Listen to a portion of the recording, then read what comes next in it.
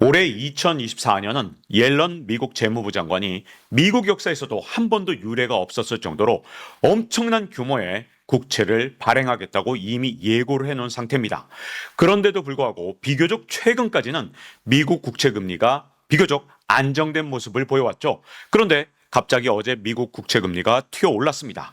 여기에는 아주 중요한 사연이 있기 때문에 이걸 눈여겨봐야 되는데요. 바로 미국 국채를 사주던 마지막 세력이 사실상 무너진 상태입니다. 이 때문에 앞으로 국채 금리가 어디로 튈지, 그리고 이것 때문에 우리나라 금융시장이 얼마큼 흔들릴지 그야말로 가늠하기조차 어려운 상황인데요. 이 때문에 이 마지막 세력이 무엇이었는지, 그리고 앞으로 어떻게 될지를 면밀히 살펴볼 필요가 있습니다. 근데 지금까지 시장의 기대는 뭐였죠? 기준금리를 인하한다는 기대가 여전히 남아있는 상태죠. 여기다가 5월 1일자에 어떤 발표가 있었느냐? 옐런 미국 재무부 장관이 앞으로 혹시 금리가 튈지 모르니까 시중에 있는 장기 국채를 자기가 단기 빚을 내서 사주겠다. 이런 중요한 발표를 5월 1일자 했죠. 그러면서 미국 국채 금리가 내려가는 기적 같은 일이 일어났습니다. 왜 이게 기적 같으냐? 앞으로 국채를 엄청나게 발행한다고 분명히 예고를 했는데 국채 금리가 내려간 거예요. 그런데 5월 중순부터 슬금슬금 미국 국채 금리가 오르기 시작하더니 드디어 어제는 다시 4.5%를 돌파했습니다. 사실 4.5%라는 건 미국에서 생각하는 일종의 마지노선이기 때문에 이거 돌파할 때마다 금융시장이 경기를 일으켜 왔거든요. 그런데 다시 또 4.5를 돌파하면서 전 세계 금융시장의 이목이 바로 미국 국채로 쏠리기 시작했습니다. 일단 미국 국채 금리에 단기적 충격을 준 게 뭐냐, 이거부터 살펴보면요. 미국 국채가 잘 안 팔릴 것이라는 이런 신호를 어제 줬는데요. 자, 5월 28일 미국 국채 경매가 있었는데 1,400억 달러 규모였습니다. 그런데 이게 2년물, 5년물이었는데 의외로 잘 안 팔렸던 겁니다. 그래서 이것 때문에 실망을 하면서 미국 국채 수익률이 크게 오르기 시작한 거죠. 이게 왜 그런 거냐? 사실 누군가가 국채를 계속 사줘야 금리가 안정되는데 미국 국채 경매를 했는데 잘 안 산다. 이건 사실 미국 국채 금리에 안 좋은 신호를 줄 수 있거든요. 이렇게 미 재무부의 국채 경매가 잘 안 되니까 옐런이 앞으로 대규모 국채 발행을 더 한다는데 이게 과연 잘 되겠느냐, 이런 시장의 우려가 정말 커진 거죠. 자, 그래프를 보시면 올해 발행하는 국채가 얼마나 큰지를 알 수 있는데요. 자, 특히 본드 30년이 넘는 장기 국채를 그 어느 때보다도 많이 발행합니다. 무려 1.9조 달러를 발행해야 되는데 이게 얼마나 큰 규모냐? 2008년 글로벌 금융위기 직후에 발행했던 게 바로 이 정도입니다. 근데 지금은 1.9조 달러를 넘어섰거든요. 그러니까 2년물, 5년물이 잘 경매가 안 되니까 그러면 30년물은 잘 되겠어? 이런 걱정들이 벌써부터 나오기 시작한 거죠. 여기다가 어제 또 어떤 발표가 있었느냐? 미국인들의 소비 심리가 좀처럼 꺾이지 않는다는 게 지표로 나타났습니다. 컨퍼런스 보드라는 곳에서 소비 심리를 발표하는데 이게 4월 달에는 97.5였습니다. 그러니까 5월 달에는 더 꺾일 것이다. 그래서 예측치가 96이었거든요. 그런데 5월 달 소비 심리가 102로 다시 반등을 했습니다. 그러니까 이렇게 내려갈 줄 알았는데 반등을 해버리니까 이게 시장에 야, 이러면 물가가 다시 튀겠는데? 이런 걱정을 안겨준 거죠. 여기다가 어제 또 다른 발표가 있었는데 20대 미국 도시의 집값이 예상보다 높게 오른 것으로 나타난 겁니다. 그러니까 미국 국채가 과연 잘 팔릴 것인가? 이런 걱정 속에서 인플레 기대 심리도 꺾이지 않으니까 그만 국채 시장에서 금리가 튀어오르는 현상이 어제 일어났던 거죠. 근데 이건 어디까지나 어제 국채 금리가 발작했던 아주 초단기적인 문제에 불과하고요. 더 근본적인 문제, 그리고 중요한 문제는 미국 국채를 앞으로 사줄 주체가 과연 있는가? 이 문제가 제일 심각합니다. 자, 이제는 우리가 거의 상식적으로 알고 있는 게 있죠. 바로 중국의 중앙은행이 끊임없이 미국 국채를 시장에 내다 팔고 있다는 건데요. 그러니까 우리는 당연하게 외국 중앙은행들의 미국 국채 보유 비중이 점점 줄어들었을 것이다, 이렇게 생각하기 쉽습니다. 그런데 웬걸 이 그래프를 보면 외국인들의 미국 국채 보유가 점점 줄어들었던 때가 분명히 있었습니다. 그런데 최근 들어서 외국인들의 미국 국채 보유가 갑자기 늘어나기 시작했죠. 도대체 이게 어떻게 된 걸까? 과연 누가 사준 걸까요? 자, 그 비밀은 바로 서방의 중앙은행들입니다. 중국이 엄청나게 빠른 속도로 미국 국채를 팔았습니다. 여기서 이 빨간 선이 중국 중앙은행이 팔아 제낀 미국 국채입니다. 그런데 이 속도보다 훨씬 더 빠르게 미국 국채를 사준 중앙은행들이 있습니다. 일본이 아니에요. 일본은 사실은 미국 국채를 오히려 판 적이 있습니다. 이때 바로 환율을 방어하려고 일본 중앙은행이 미국 국채를 내다 판 적이 있었거든요. 그리고 이 그래프에는 아직 안 나와 있지만 최근 4월, 5월에도 미국 국채를 팔았을 가능성이 굉장히 높습니다. 그렇다면 누가 미국 국채를 사준 것이냐? 이 노란 선, 가장 최근에 미국 국채를 많이 산 건 바로 영국의 중앙은행이었습니다. 그야말로 중국이 파는 속도보다 서방이 사는 속도가 훨씬 빨랐기 때문에 그동안 미국 국채 금리가 비교적 안정된 모습을 보여왔던 거죠. 그러면 그동안 미국 국채를 지켜왔던 서방의 대표적인 중앙은행들은 어디냐? 바로 이 세 나라입니다. 영국이 있고요. 그리고 벨기에가 있고 캐나다가 있습니다. 영국이 일단 가장 많이 사줬고요. 의외로 벨기에도 많이 사줬고 여기에 캐나다도 상당한 미국 국채를 사주면서 그동안 미국 국채 시장을 받쳐주는 강력한 버팀목 역할을 해줬던 겁니다. 그렇다면 여기서 궁금한 점이 있죠? 서방의 중앙은행들은 도대체 왜 미국 국채를 사줬던 걸까요? 일단 이 그래프를 보시면 절대로 돈이 남아 돌아서 미국 국채를 샀던 것은 결코 아니라는 걸 알 수 있습니다. 자, 영국의 경상수지는 지금 사실상 역대 최악 수준입니다. 진짜 이렇게 경상수지 적자가 클 수가 없어요. 그야말로 영국은 지금 돈이 거의 없을 겁니다. 그런데도 불구하고 미국 국채를 사줬다는 건 영국이 영끌을 해서 미국 국채를 사줬다. 이렇게 볼 수 있는 거죠. 여기다가 캐나다나 벨기에도 돈이 있었느냐? 결코 그렇지 않죠. 자, 이게 캐나다와 벨기에의 경상수지인데 이게 0%입니다. 그런데 이거보다 아래쪽에 있다는 거, 다시 말하면 캐나다는 최근 들어서 계속해서 경상수지 적자를 봤다는 거죠. 여기다가 벨기에까지도 2022년에 경상수지 적자를 봤습니다. 그런데도 불구하고 미국 국채를 사줬다. 캐나다, 벨기에도 사실상의 영끌을 하고 있다. 이렇게 볼 수 있는 거죠. 그렇다면 왜 영국이나 캐나다, 벨기에가 이렇게 영끌까지 해가면서 미국 국채를 사는 것이냐? 중앙은행이 물론 투자 가치가 있어서 미국 국채를 샀을 수도 있습니다. 그런데 중앙은행은 일반적으로 이득을 보려고 뭘 산다든가 하는 경우가 그렇게 많지 않아요. 이 때문에 사실 여기에는 정치적 목적이 있었던 게 아니냐, 이런 해석을 할 수밖에 없는데요. 왜 그러냐? 지금 아주 재미있는 현상이 일어나고 있는데 친중 국가들 그리고 중국은요, 미국 국채를 진짜 빠른 속도로 팔면서 그 판돈으로 뭘 사고 있느냐? 금을 사고 있습니다. 여기다가 은까지 사고 있어요. 이렇게 온갖 금속들을 사고 있기 때문에 그동안 금값과 은값 상승에는 사실 중국이 있었다 해도 과언이 아니었습니다.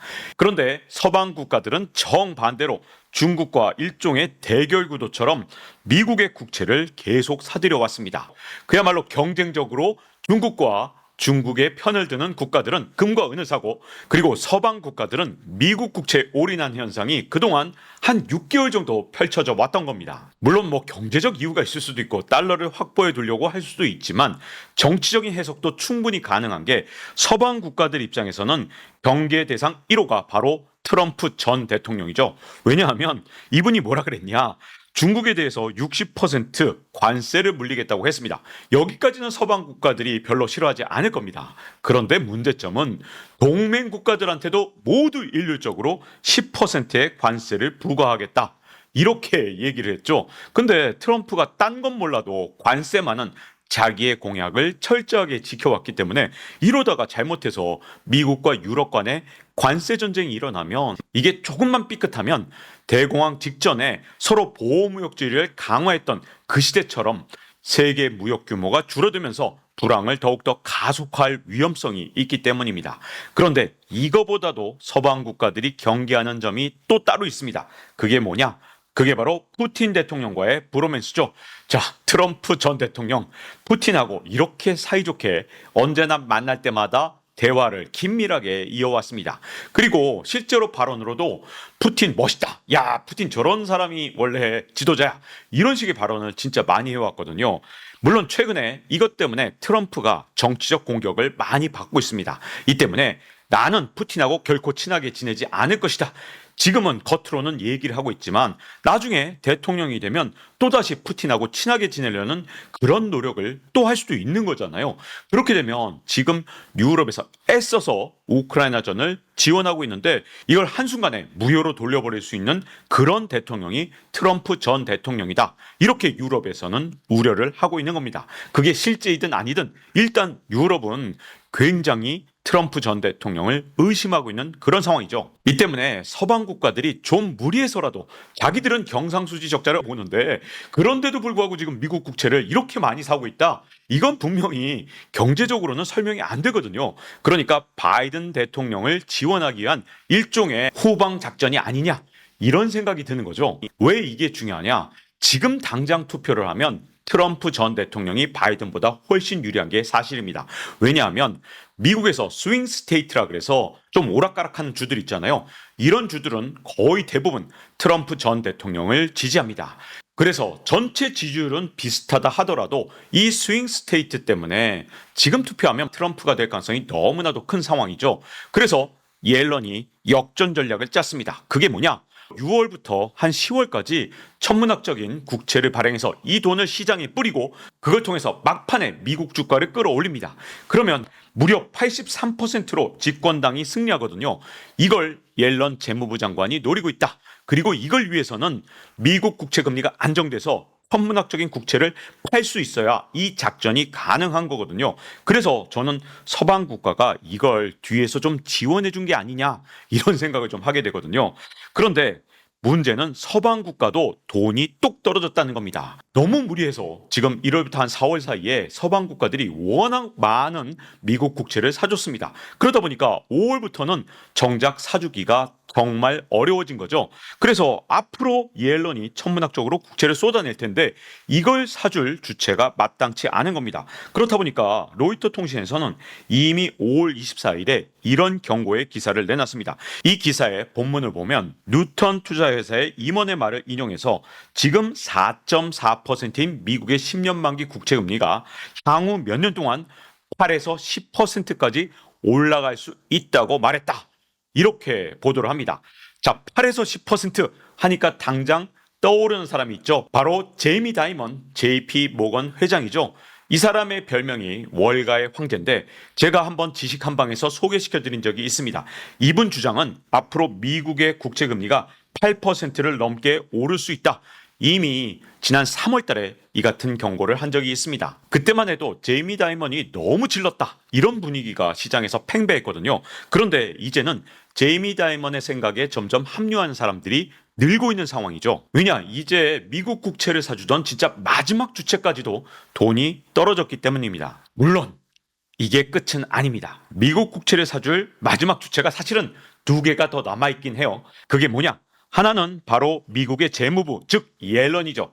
옐런이 바이백을 해준다고 이미 5월 1일자에 발표를 했죠. 근데 이 바이백 규모가 사실 미국의 국채 시장에 비하면 얼마 되지 않습니다. 그래서 미국 재무부가 바이백을 한다는 발표가 있은 직후에는 미국 국채 금리가 떨어졌지만 이제 진짜 본격적으로 바이백이 시작되는 5월 29일이 왔는데 오히려 미국 국채 금리는 튀어오르는 현상이 일어났습니다. 왜? 재무부가 사준다는 이 바이백 규모는 기껏해야 한 150억 달러밖에 안 되거든요. 물론 150억 달러도 엄청나지만 옐런이 올해 발행할 미국 국채 규모에 비하면 진짜 모래사장의 모래알 하나 정도입니다. 여기다가 옐런하고 헤지 펀드가 진짜 짠 것처럼 진짜 한 몸처럼 움직인 적이 있었거든요. 어떻게 했느냐? 연준이나 재무부가 초단기 시장에 돈을 대줍니다. 그러면 헤지 펀드가 초단기로 돈을 빌려서 미국의 단기채나 중기채를 사줬습니다. 그런데 문제는 앞으로 발행할 건 미국의 장기 국채라는 겁니다.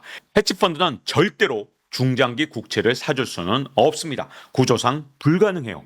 그러다 보니까 아까 말씀드린 로이터 기사에서 엘라 혹사가 뭐라 그랬냐?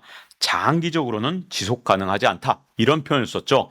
앞으로 미국 국채를 사줄 장기적이고 근본적인 주체는 지금 사실상 사라졌다 해도 과언이 아닙니다. 그래서 지금의 금리 상황은 과연 어떤 상황이냐? 이걸 정확하게 이해하실 필요가 있는데요.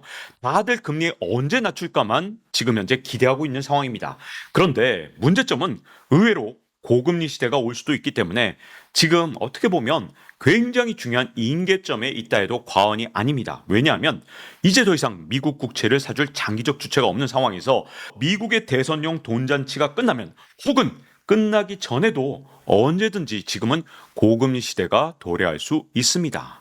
물론 저도 고금리 시대가 오지 않으면 좋겠지만 지금 모두 다 금리 인하만 바라보고 있죠. 왜냐하면 걸핏하면 우리나라 정부나 아니면 한국은행이 계속해서 금리 인하를 그동안 기회만 있으면 입으로 떠들어 왔기 때문에 모든 경제 주체가 금리가 올라갈 것에 대해서는 대비해두지 않고 오직 다 금리가 떨어질 것을 기대하고 있었습니다. 그런데 만약에 의외의 금리 상승이 오게 되면 지금 여러 경제 주체들이 전혀 준비가 돼 있지 않기 때문에 그 어느 때보다도 지금 굉장히 중요한 임계 상태에 있다 해도 과언이 아닌데요. 물론 처음부터 우리나라 정부나 한국은행이 혹시 모를 고금리에 좀 대비하라고 시장에 경고도 좀 주고 자신들도 준비를 해놨다면 정말 좋겠지만 지금 정부나 한국은행에서 준비가 안 된 상태에서 고금리 시대가 오게 되면 특히 우리나라의 타격이 만만치 않기 때문에 앞으로 금리가 과연 어떻게 될지 그리고 지금 서방의 중앙은행이 더 이상 미국의 국채를 사줄 수 없는 상황에서 새로운 미국 국채를 사줄 주체가 과연 등장할지 이걸 눈여겨 지켜봐야 될 것 같습니다. 이제 지식 한방 마칠 시간이 됐습니다. 다음 시간에 뵙겠습니다.